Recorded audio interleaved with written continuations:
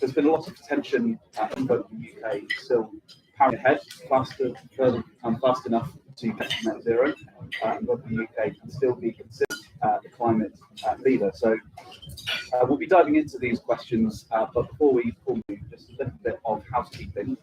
So first of all, hello to everyone joining us online, our millions of followers. You can get involved in the conversation online through Twitter with the hashtag CPC23, or you can tag us at SNF Think Tank or at ScottishPower and comment on the YouTube stream. So anything you say will live on the internet, on the corner of the internet somewhere. For those of us in the room, if there is a fire, I recommend you escape from the fire. See the big green sign just on the door there. So in terms of how this discussion will run, we'll hear first from our speakers who will give some opening remarks, and then we'll broaden it out to the floor for Q&A session. So we'll start with some opening remarks from Keith Hanson. Keith is the CEO of ScottishPower, who's kindly sponsored today's event. Good. Thank you, Sam. Welcome to everyone. The topic's become a bit more topical since we decided to do this over the last few weeks. And then we'll just say that was great foresight and planning. I think you have to take a step back and recognise what we've done and where we've got to. We as a company, when I joined the company 20-something years ago, we were a 90% coal-generated company. And in that time, we've gone from shutting down and blowing up coal plants to shutting down gas plants to being 100% renewable energy. If you look at what the country's achieved in terms of the growth of the renewable sector, the growth of the offshore sector, solar panels, batteries, clearly, we view ourselves as a leader, and I think it's quite clear the UK has been a leader in driving the path towards net zero and the commitment to that, putting it into legislation. I think the UK has done a fantastic job. The challenge to me is it's almost irrelevant in terms of what was or wasn't announced last week and the changes to policies. The big challenge still existed, which is how do we go faster and faster? If you look at where we are and what we've done over the last 20 to 25 years, yes, it's been good. But if you look at what's still there to be done and the timeline, we're now sitting here with only 12 years to go to 2035, by which time we're meant to completely decarbonise the electricity sector. That's a monumental task in itself, and a big challenge there. If you look then at, if you miss that date, and that deadline, then 2050 starts to look incredibly difficult. We are hit the 2035 number. Okay, we're meant to be hitting 50 gigawatts of offshore wind by 2030. That looks phenomenally challenging, particularly again given what happened in terms of AR5, then the last option, and the pressure that puts on the next option, AR6. So we've done loads, we've done incredibly well, but we always knew this was going to get tougher and tougher and tougher. And as it gets tougher and tougher and tougher, lots of people will start to ask questions. Again, that's always the same. So at the very point in time when we should be going harder and faster, actually the last thing we want is questioning and delay. And that's what we need to make sure we avoid, is that actually we still show that commitment to getting to 2050. We still show that we're going to do it with speed. Yes, you need to take account of costs. Yes, you need to take account of the fact that we've been through a gas crisis, we're in a cost of living crisis, you can still say we're in a gas crisis given where the prices are, and we need to take account of that and the impact on people. But in areas like offshore wind, what I would say is every gigawatt of offshore wind we build, we wipe about £200 million off the cost of electricity in this country for the whole of the customer base. Okay, so yes, the cost of offshore wind may well have gone up, but at the same time as the cost of offshore wind goes up, the cost of gas goes up, the cost of nuclear goes up, the cost of everything is going up. This is not a renewables problem. It still remains the cheapest way of doing this. It still remains the cheapest way of getting to net zero.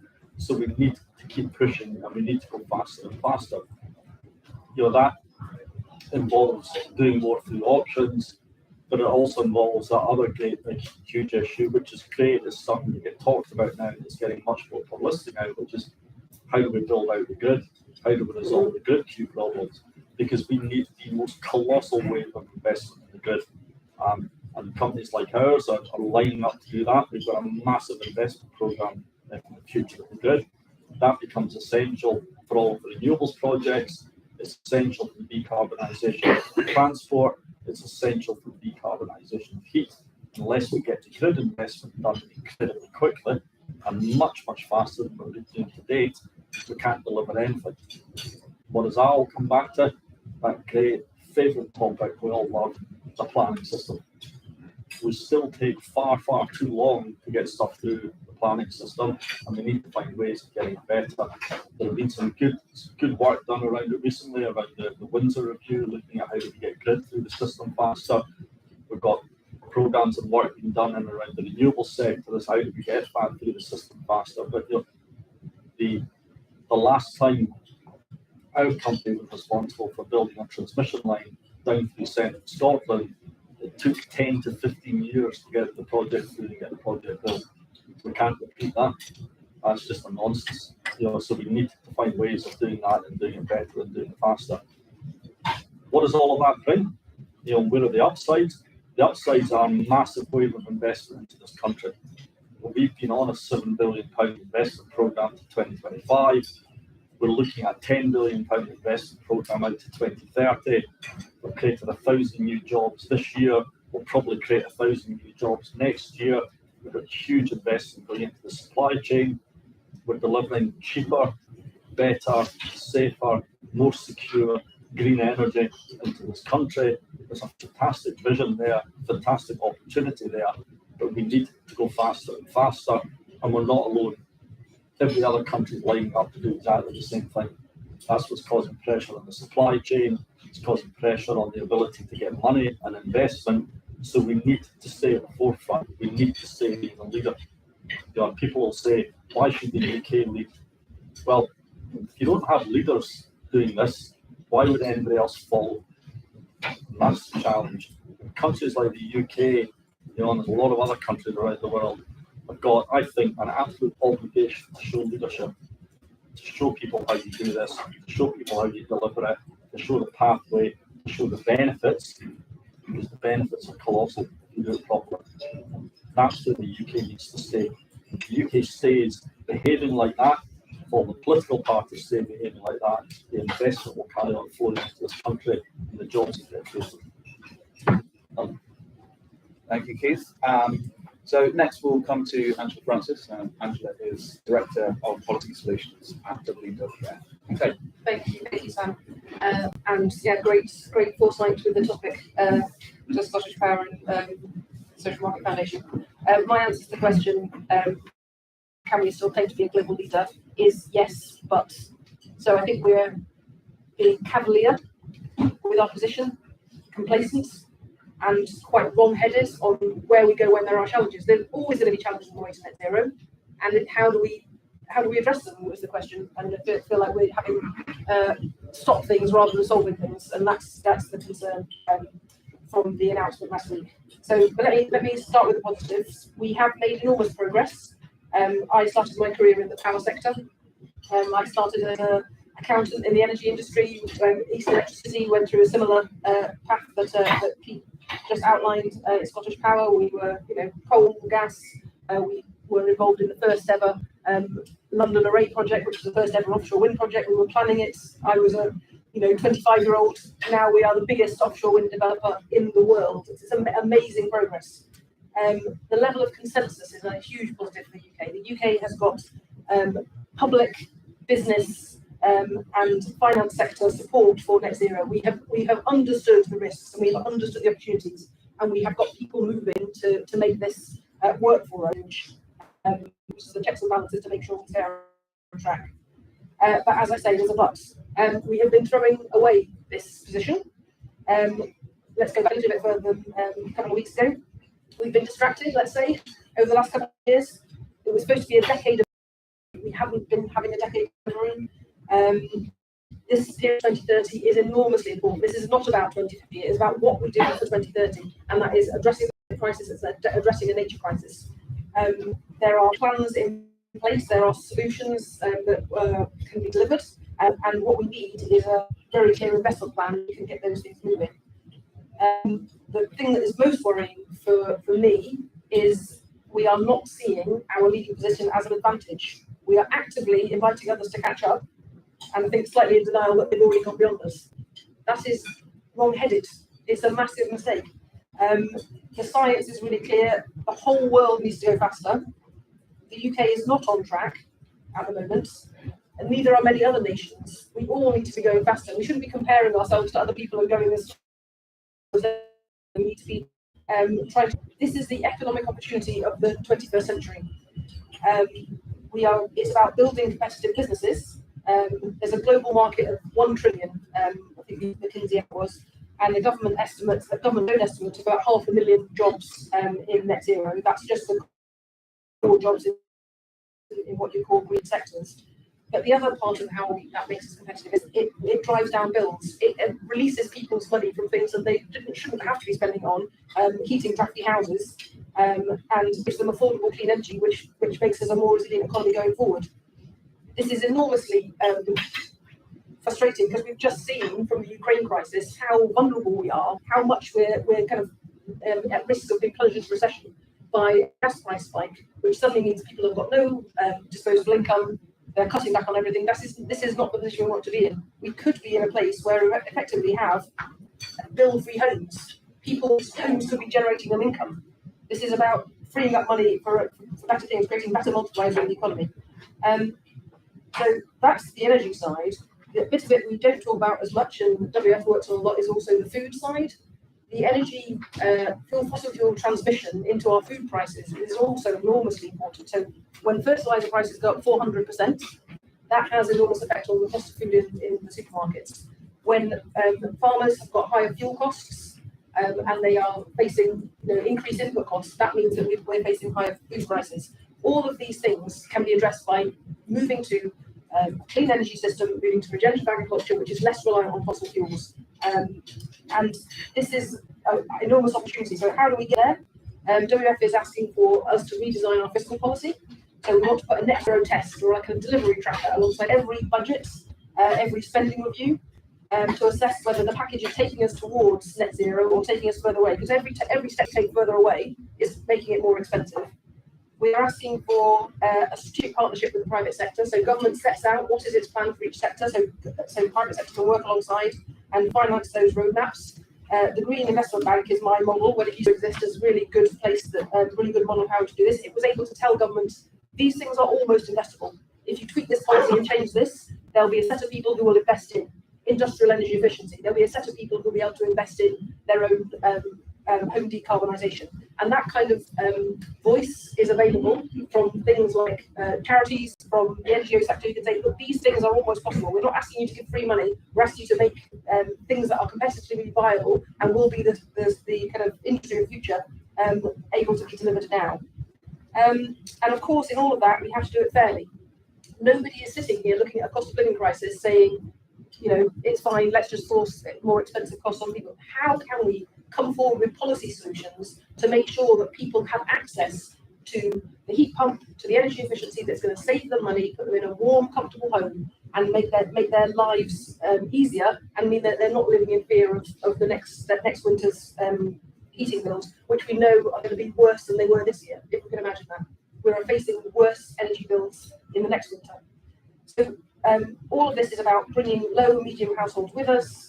That shouldn't be an afterthought. It's about a part of good policy design, and it's something the government should be leaning into and coming up with solutions for, because that's the right thing to do. But also because if we're going to create markets that scale, we have to do things where the people who aren't able to pay are able to get the benefits of these systems. So that's people who are in social housing, people who are renters, people who don't own their own car, who can't take advantage of the schemes that we have so far. So it's about scaling these markets up, and I think that's something that is, I think, most concerning to me about the announcements last week, is that there's an opportunity to do things better that would have led into a cost of living crisis, and we didn't take it. And I think that's the major failure. Thank you, Angela. Very important point there on making sure that the transition is inclusive of everyone. So now we'll turn to the Right Honourable Vicky Ford, MP, who's a member of the Energy Security and Net Zero Committee. Thank you so much. Just quick hands up. Who is a party member? Who here is with an NGO?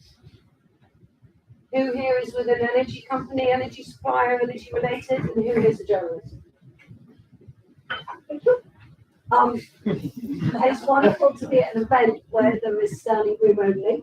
And it's wonderful that there's so many different organisations who are really interested in this topic. And thank you so much, Sam, because as you said, it is really topical, and it is really important. I'm very proud to be one of the founder members of the Conservative Environment Network. I'm also extraordinarily proud to be one of the 10 members of Parliament who sponsored the Net Zero Bill when it first, when Alex Chalk first brought his eminent bill to Parliament.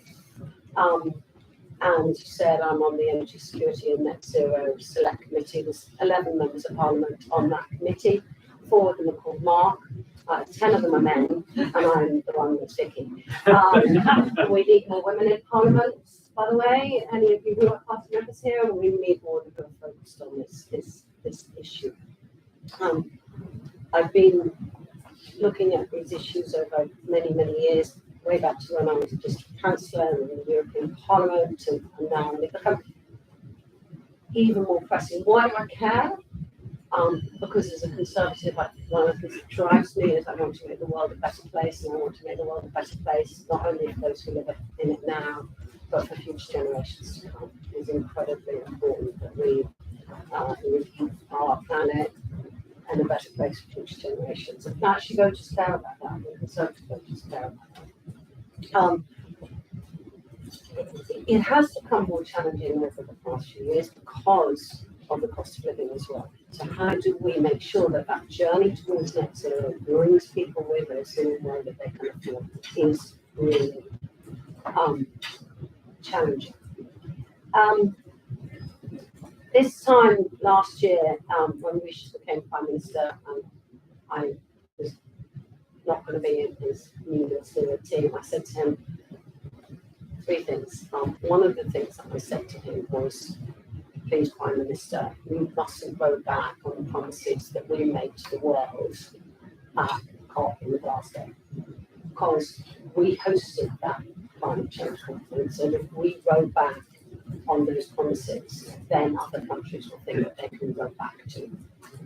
And in particular, I spoke to him about the importance of international climate finance and what we were doing to help other countries go across the line. And he looked me straight in the eye and he said, "You're absolutely right, Vicky. Hold me to that." So I have held him to that a number of times in the House of Commons. And on the positive side, I was really pleased that at the G20 just last month, and it feels like it's ages ago now, but it's happened soon, he announced that £2 billion to go into the Green Climate Fund, a massive investment from the UK.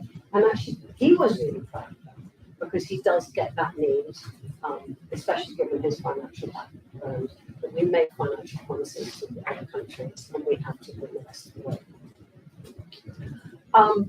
But the question is, can we still claim to be a global leader? I think it's incredibly important that we do keep leading. I think what Keith has said, if we don't lead, if there aren't leaders, where will the followers be? It is vital, and I think we have a responsibility because we, as Conservatives and the Conservative UK government, led that conference. So, big breath. A lot has been made about the Prime Minister's speech the week before last. And yes, we have done more than any other developed country to get lower our emissions. halving our emissions since 1990, whilst growing the economies by 75%. And so many countries from across the world come to the UK and say, how did you do that? We want to know, we want to learn more from that. But they also win this challenge about how do I bring people with me on that journey. So I think for those of us who want to continue going on that journey, we must try and remember the positive things that the Prime Minister said about that journey and not just focus on the one issue that got a lot of headlines, which was the statement on cars. And incidentally, the statement on cars was not, we're not going to have any target for 2030, we're changing it from 100% to 80% in the cars by 2030. To me, some of the very positive things he said were the grid issues. Keith, you're absolutely right. When the select committee was first set up earlier on this year, the first thing we did very early on was we did this amazing speed dating session. We had 60, some people are nodding, they were here. We've done this call for evidence. We asked people from all across the sector, from consumer groups, from lobbying groups, from providers, what they would want committees to an inquiry into. And I think we had 60 different organisations, each pitching their idea of what we should be investigating. And the issue of grid connectivity came up again and again and again. And as the Prime Minister said in his speech, it can take 14 years to get a project off the ground in the UK, partly getting through planning and partly getting grid connectivity. So absolutely we need to make sure the Prime Minister and the government delivers on the promises he made in the speech to speed up the planning process and to get the most crucial projects over the line as quickly as possible. Okay? I was pleased by what he said about heat pumps, okay? Because we won't decarbonise unless we help homes. The issue of home energy is one that the Climate Change Committee come up again and again. So having a Prime Minister that said heat pumps need to be delivered is actually, to me, you only deliver the heat pump if you've done a lot of other energy efficiency measures in your homes as well. So if that's his end game, how do we try and make the rest of the energy efficiency in the home situation work? I mean, just not every home in the UK will be able to have a heat pump, but I've got one road in Chelmsford that's got 700 homes, all the same, and every one of them could have a heat pump, they have trust in the market, can afford it, can deliver it, etc. Just in terms of the statistics, in Finland there's 69 people per 1,000 have got a heat pump. In Norway it's 59, in France it's 20, in Ireland it's 10, Germany it's 7, in Hungary it's 4, in the UK it's 1 in every 1,000 homes. So we are way behind even Hungary to getting that sort of technology out there. So let's focus on that. Really pleased about the announcement about Sizewell. We need to get more nuclear off the ground as well when the renewables aren't working in that baseline. We need the small modular as well. I'd like to see that push through really quickly. The Prime Minister's very focused on carbon capture and storage. It's an area where the UK could be a leader, and indeed this time last week, Monday afternoon, exactly this time last week, I was in northern Norway, standing by the sea, looking at what's called the Lighthouse Project in Norway, which is a carbon capture and storage project. They've been doing carbon capture and storage since the late 1990s on the hydrocarbon industry. They're now looking at how they take that from other big carbon producers and actually seeing it in real life can be done. And we need to continue pressing on with that investment. On the cars side, when Claire called me about the announcement, she said, Vicky, I'm going to absolutely massively roll out the charging network because that's the way that we will get more people to buy more cars. And let's see, and let's hold that to account and make that happen. So anyone here who's local government, please get behind that and make that happen. What else am I pleased about? I'm really pleased around party conference. That you could hardly walk through that exhibition hall without bumping into another hydrogen display. It's an area where we really do need to There's a huge amount of innovation going on, which could be really big for the UK. 5 years ago, no one was talking about hydrogen. Now hydrogen is being discussed. I think, in answer to the question, we won't be a leader in everything, but you need the ability to draw on everything in order to get to net zero. There's no one solution that will get us all to net zero. Every home is different, their lives in different ways, but you need to be able to draw on all sorts of different technologies. So we are a leader in offshore wind. Those last auctions not good. We need to make sure the next set of auctions works really well. But we're not a leader in the manufacturing of offshore wind turbines. Okay? Would we, in, for example, tidal flow, be a leader in that industry and also in the manufacturing industry that goes with it, tidal stream technology that we've suggested? Can we be a leader in carbon capture and storage? Yes, but we need to get on it. So the way the PM thinks of it is I have to pick the technologies where it can be a leader and it's okay to be a follower in certain other areas. I think that's the way he's going with this, and that's what came through from the speech. So some of these technologies, absolutely, the UK, because of our natural resources, be that offshore wind, be that carbon capture and storage, we need to invest in as a leader. But we must also, while we're not a leader, it's okay for us to be a follower, and we shouldn't be so arrogant to think we can't learn from other countries. There's a lot of stuff we can learn from other countries as well. Shall I stop there? So much more to say.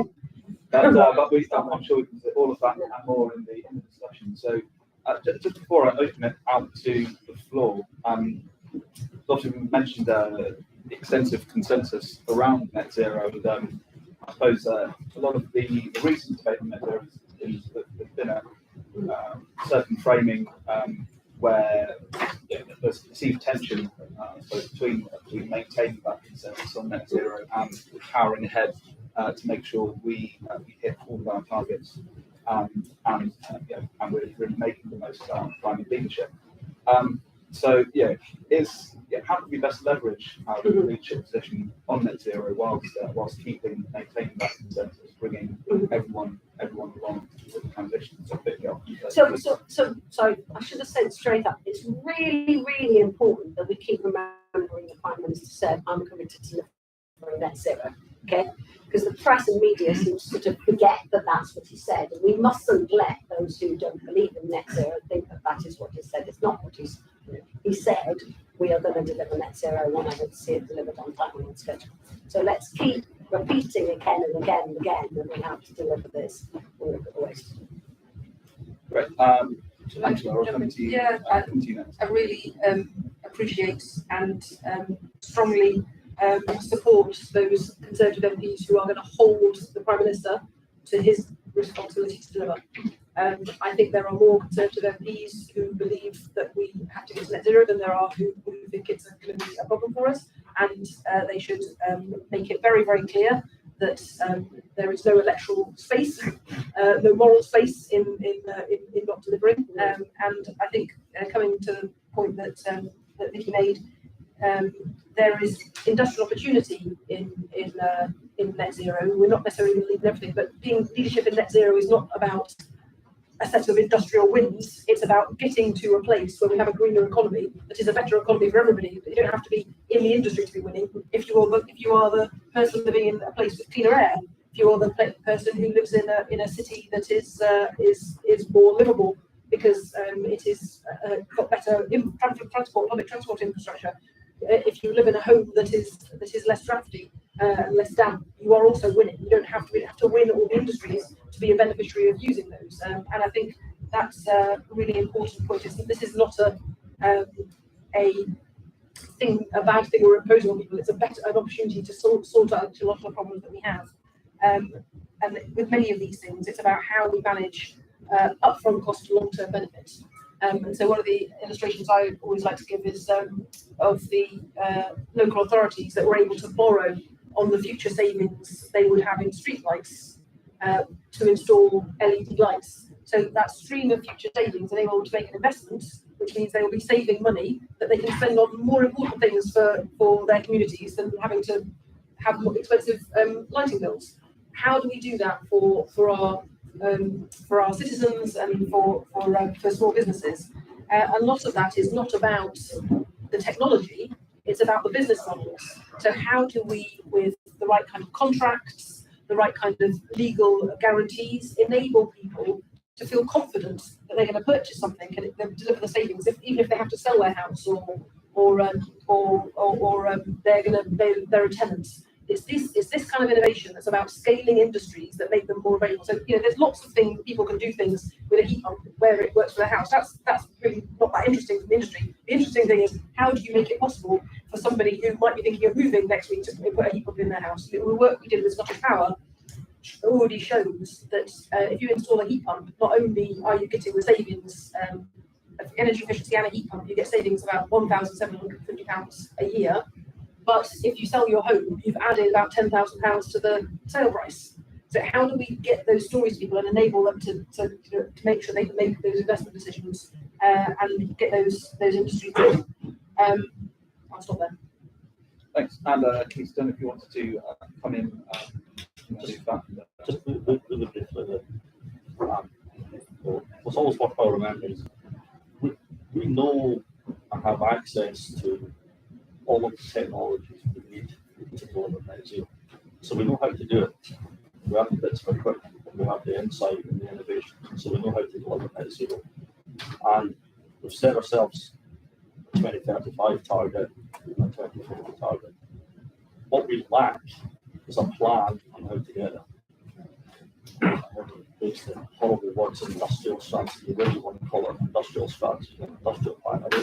We don't have a delivery plan. Why is that important? I think it's really important because if you sit down and do that delivery plan, it then really lets you see what do we need to accelerate, how can we accelerate it, how can we deliver it. Okay, that becomes incredibly important. The other thing is, if you plan that out and map it out, it lets you start debate and work out the choices and what answers you want to some of those choices. Like, how much of this do you want in manufacturing in the UK versus what are we wanting to import? What do we want to do in terms of the cost pressures of that and the offsets of that, and how do we want to treat the supply chain and secure the supply chain to deliver it? So, for example, right now, the German government regulator, the two transmission companies, have looked at what they need for the next 15 years of cabling to deliver the upgrades to their grid system for net zero, and they've gone out and bought 15 years worth of cable. Why aren't we doing that? Because we don't have a plan. That's what we need to do. So that goes back to the Prime Minister wanting a special plan. I just want to say two other things. I think what's changed in the past 18 months is the security issue, the geopolitics of energy security. It's massively changed.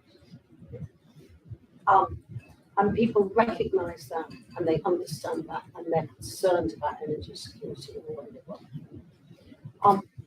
Now, who here knocks on doors in Uxbridge? Okay, so I knocked on a lot of doors in Uxbridge.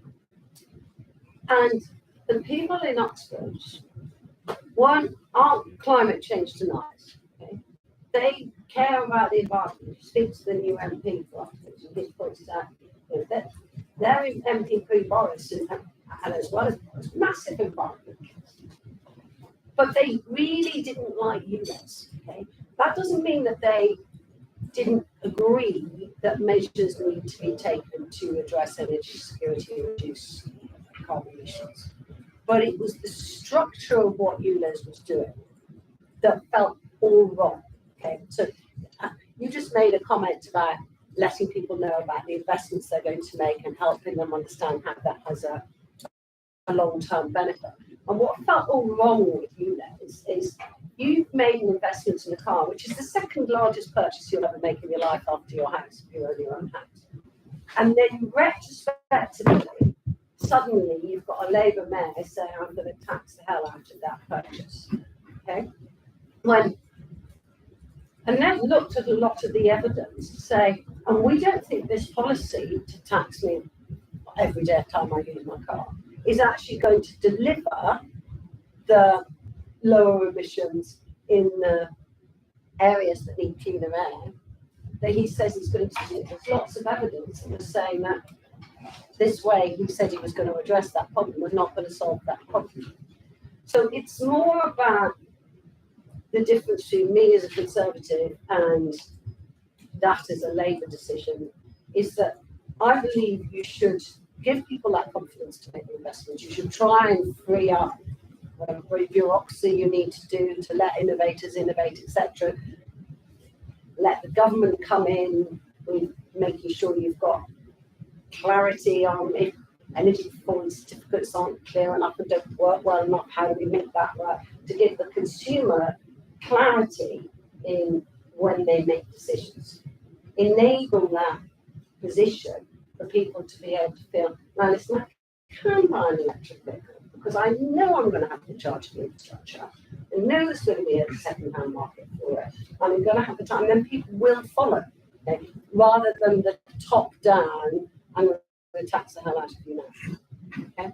That's why planning becomes so important. Yeah, exactly. You need to map out how you get there, and then if you do change your policy, change your mind, you can then say, here's what we're going to do instead. And that's it. It also allows you to debate the choices. Just before you go, sir, was your view of knocking on doors in Uxbridge similar? Yes. And you, sir? Yes, absolutely. ULEZ. And it wasn't that they were anti-environment, it was that particular structure of that. It was the structure, it was now too fast, it wasn't that we were not bought into the concept, people were, but it was too quick and therefore seen as a stop. And so what I would say to you is absolutely we need the spatial plan and the Prime Minister's committed to that, and if we need to have more in that plan and that long-term plan, absolutely, let's push into that. But we won't deliver on a plan if we don't bring people with us. Okay, and we've seen that in many other countries in the world now. A real that's fine. So that is important. If you listen to the concerns about the announcements over the last couple of weeks, so from my point of view, it's not.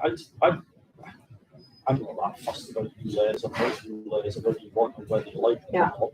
But there was theoretically these policies were all part of a plan to get us to net zero. But if you've not actually got that basic plan that says here's how you get to net zero, here's what we're doing with transport, when you stop one policy or change it, you just leave a vacuum. And the problem, the danger of leaving a vacuum is people think you've done a U-turn, and then investors start losing confidence in the future of the market. And the importance of having a plan for each element and every bit of it is, it's fine. Change your mind. I have no issue with changing policies or doing things differently. But what you have to have is something else in its place and something else to come forward with. And it's a little bit like the choices around, this country should have been debating and didn't debate the plan properly. So I'm going to come back. I will come back and then we're going to take some questions. But about how much manufacturing do we want in this country on the back of offshore wind? Okay, and we didn't map it out and plan it out properly, and we drove an offshore wind sector to cut costs, deliver offshore wind as cheap as you can. That's fine. I have no issue with it. But at the same time, don't then come back and say, this is a disgrace, we've got none of the manufacturing in this country. No. We don't have the manufacturing in this country because we put a priority on cheap versus built in the UK. We clearly put that priority, whereas France, Germany and Denmark did not. They flipped the priority around about inward investment and manufacturing. And again, I think whether you agree with it or disagree with it, I don't mind about what we did. But I don't think we planned it, and I don't think we thought it through. And that's why we need a plan, not just a spatial plan, a plan on every element of how do you get to hit those numbers and those targets, so you understand which policies are important And if you change a policy, what do you replace it with? Okay, So Vicky, I- very quickly, and then- Really quickly, I hear you, Keith. Okay? I would say, and that's as a member of the select committee, we've asked to see, we'll be calling in the new Secretary of State, and we've asked to see the numbers. Okay. Yes, there had been a proposal that 100% of new vehicles needed to be electric no cars new sales. by 2030, and now it's 80%. But that plan had not had suddenly, we're going to do something to try and really speed up getting through planning process, grid connections, etc. So the Prime Minister did announce some new things. I don't know how they offset each other. All I'm saying is let's also make sure that we focus on sort of some of the new positive things as well, Keith, because that's what you and others have asked us to do, is unlock the planning side of it. And I agree, we need to have a journey, to go on this journey. It's got to be a journey that takes people with us. Okay, so I'm aware it's a very full house, so we'll just take a couple of questions at a time. So I think gentlemen, Members first, please. at the against the wall. Any party members first, please. Yes, you sir. Thank you very much. Oh, Simon! Sarah, I beat you to it. Hello, Simon Storr, I'm the Chief Executive of the Insulation Manufacturers Association. Keith highlighted very, very precisely the difficulties or the challenges facing to decarbonise the grid. But of course, the other side of the same coin is that we use energy efficiently and sparingly. Mhm. And we know that we waste a vast percentage of the energy that we generate. So whether it's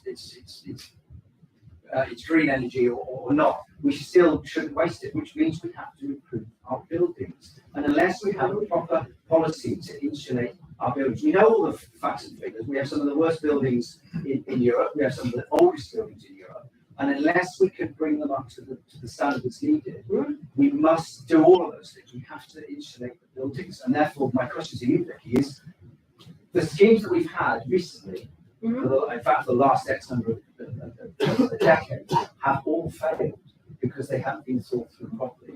Unless we incentivize people in all types of tenure to improve their buildings, we're not going to do it. So the last scheme, the Green Homes Draft, we delivered less than 10% of the target that your government set.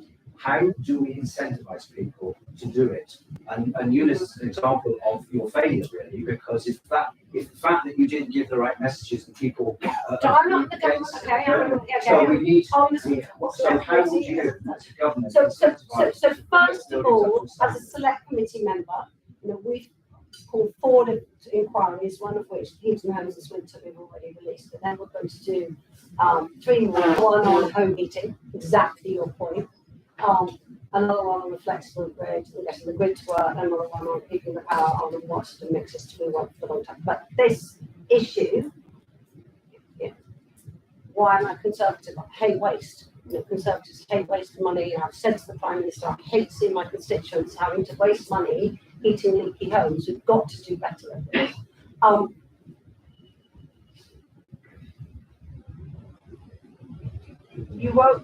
I want people to be able to have more energy efficient homes. Okay? The Prime Minister in his speech said, I want to have more people to have heat pumps. Okay? You're only going to install a heat pump if you've got a more energy efficient home. Okay? So you're only going to get to his end goal if we deliver that. Okay?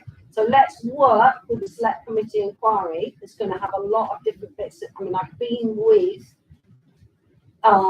the Federation Master Builders, the insulators, the standard setters on this exact topic at a round table this morning led by Which. There's lots of different suggestions for how we need to get from A to B on this issue.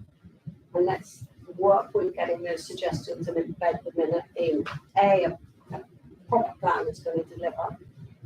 Learning from others and get that delivered now. Okay, so I'll take one more question. Do the select. You're going to beat me up, whatever. It's not worked. It hasn't worked. Okay. I think if I take my street of 700 homes, one of the reasons that the rest of those houses don't have a heat pump and insulation is because there was a very dodgy builder installing the first transition. and that's put that whole house on. Okay, so we need to have better standard setting, holding delivery to account. We need the skills that go with it, etc. Right. So we'll take one more question from the lady in the Yeah, I'm a party member, but I also work for the non-combustible installation sector. Sorry, Simon also obviously works for the installation sector, but I work for manufacturers. You know, they're building factories. We've got the policy that's been with us. I'm not going to focus on that. But what we can do is actually really straightforward. They're not new ideas. So we have 30 million homes approximately. 20 of those are homeowners. 20 million of those are homeowners. And we have nothing to address that area. So why aren't we doing it through an energy savings stamp duty that can be revenue neutral for Treasury, but it also helps those who have low value homes with an enhanced rebate, but also it can be enveloped up into mortgages. So it deals with the upfront cost issues. You know, £20,000, £25,000 is a huge amount of money. I just redone my home and I couldn't afford to do it because of the increase in construction costs. So why aren't we doing that? PRS regulations are being scrapped in 2028.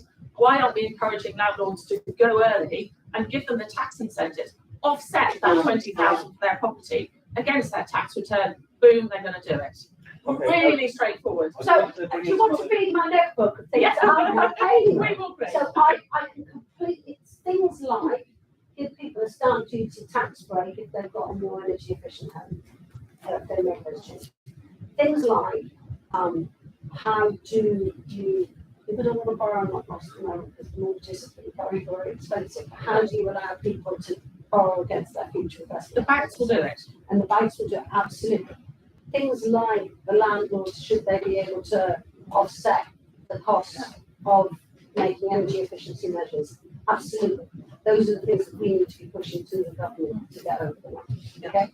And incidentally, if it wasn't for backbenchers like me pushing these sorts of issues, we wouldn't have had onshore wind in the energy bill. Okay? So don't think that some of us aren't. Just need to call it. I want to bring in the other speakers now. So, Sorry. Just briefly on houses, you know, obviously the change and when we're going to ban or stop the implementation of gas boilers, which is fine again. That's not particularly bothered about that at one level. But the thing that still concerns me in this country about houses is we're still building houses that aren't fit for the future. And why are we still doing that? So if you look at fitting a heat pump, we'll drive the cost of the technology now. And you're seeing the cost of the technology coming out already. But a huge proportion of the cost is in the fitting of the heat pump system into a house and converting it from gas to using that heat pump. And if we keep building houses that aren't heat pump ready, so even if you don't build them with a heat pump, make them heat pump ready when you build them, because then you strip out all of that retrofit cost, and that's what's going to end up hurting us in the future years. We'll drive the cost of a heat pump down from the 8,000, 9,000 to the 7,000 to the 6,000 to the 5,000 to the 4,000. The unit price will come down and down and down. What won't come down is the retrofit cost. So why keep building houses that aren't capable of doing that? That's something, an area that should absolutely be addressed. Angela. Yeah, in terms of helping Vicky win this argument, with the government, who are maybe concerned that they are compromising on economic growth, or they're compromising on living standards. I think there are ways to deliver that are about going faster, as he said, that work for people. So government coordination, mass purchases of heat pumps or mass purchases of insulation are the ways that Sweden delivered, its triple glazing, is the way America delivered its super efficient fridges. There's things that we can do that are about driving, solving the problems that potentially are worrying governments, and they're solving, I would say, the wrong way, solving it the right way.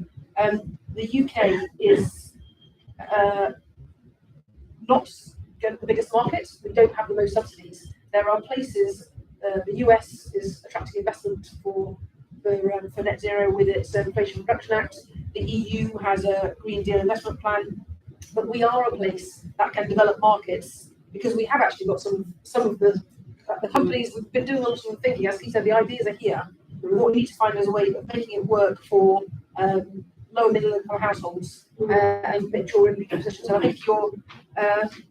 I think we have to be honest. We are not on track. I think it's not acceptable to say that it's all okay because we said we're going to stick to net zero by 2050. We have to have the plans, and I think those plans will make things investable and make things cheaper for people. So it's about how we get to that position. And if there's arguments to be had about how we make this work, I think that's a reasonable conversation to have. Okay.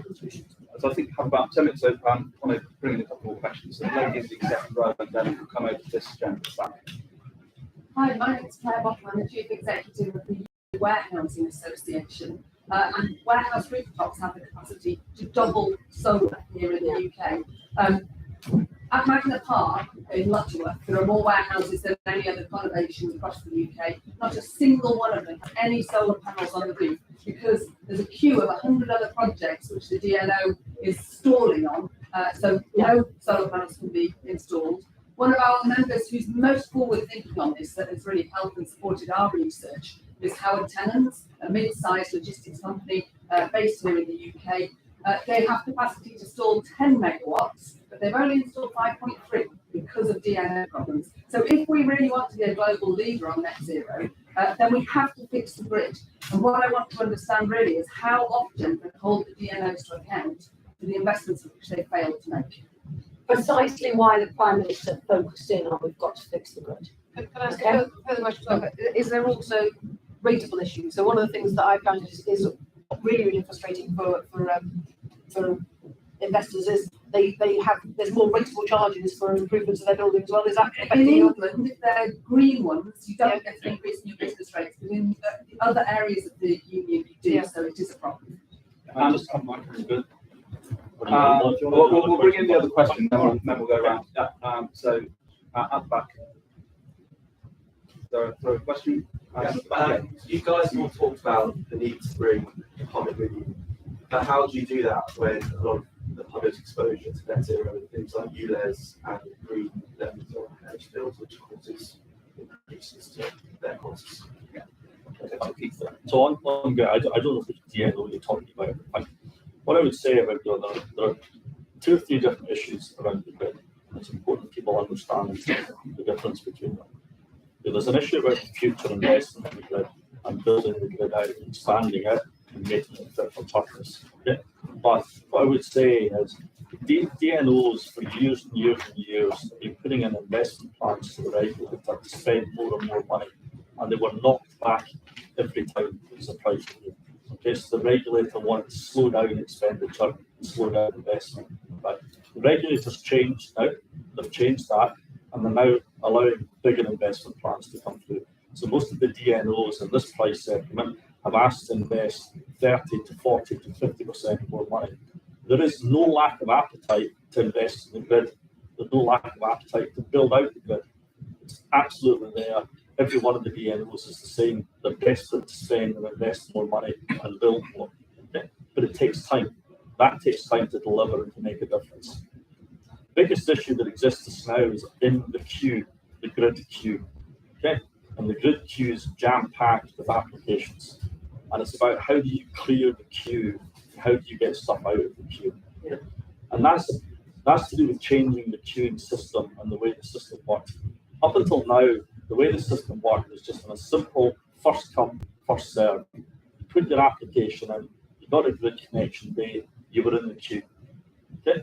And in fact, there was no incentive to come out of the queue and no incentive to put the date back, because to do either of those things, you had to pay money.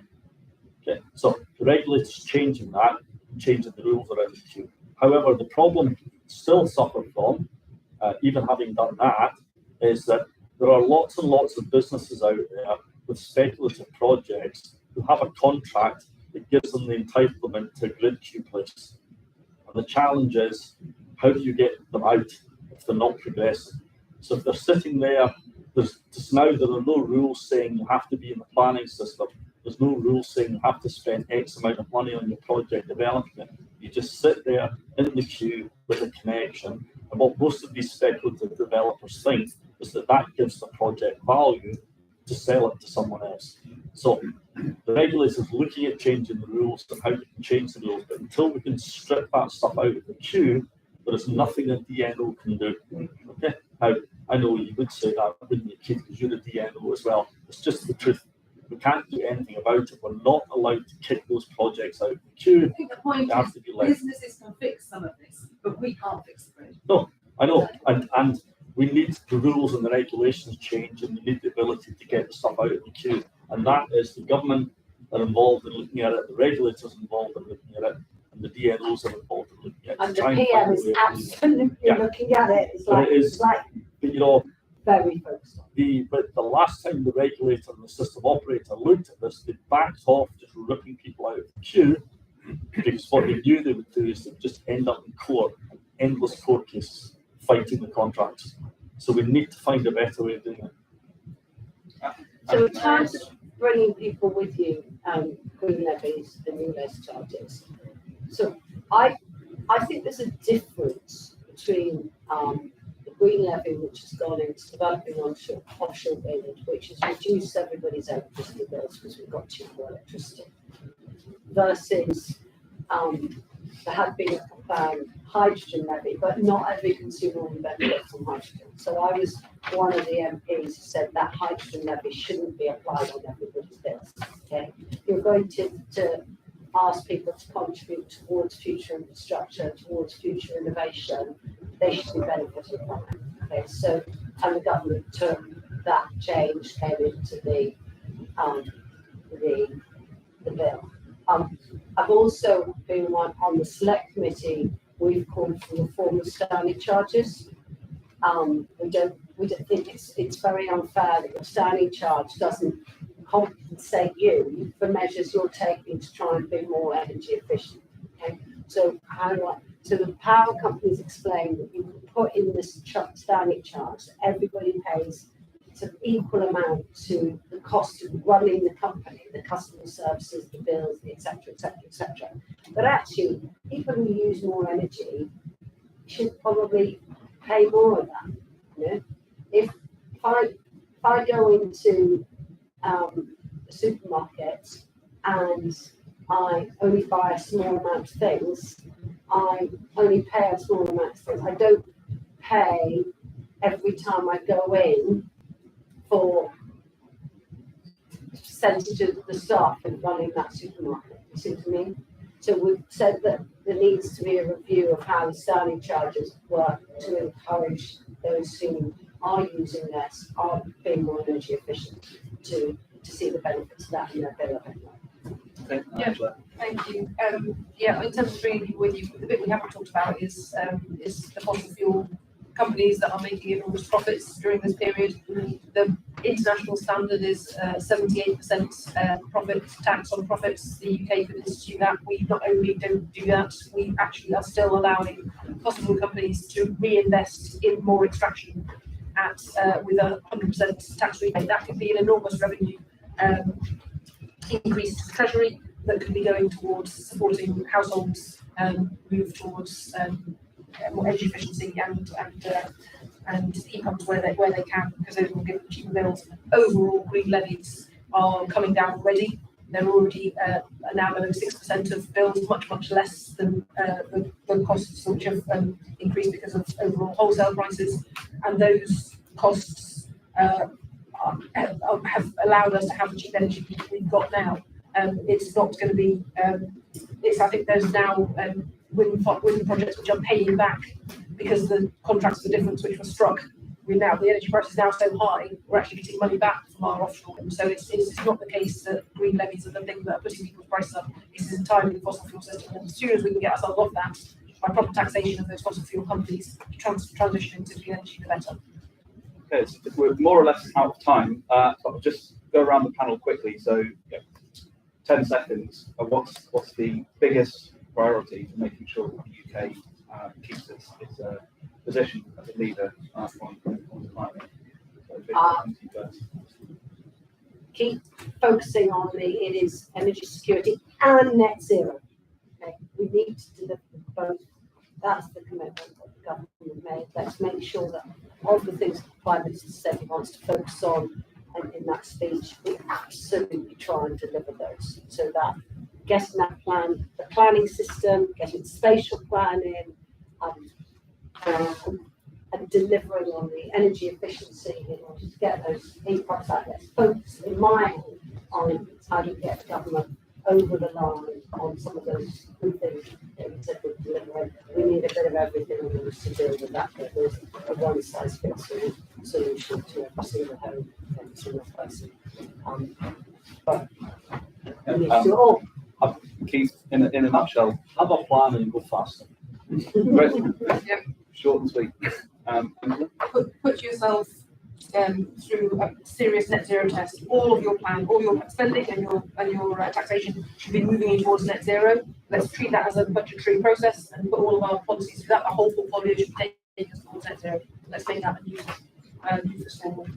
Fantastic. Well, I'd like to thank our panel and you, the audience, for making this event such a great I have to discussion. run, so I'm going to be Yeah. somewhere else. Yeah. Thank you.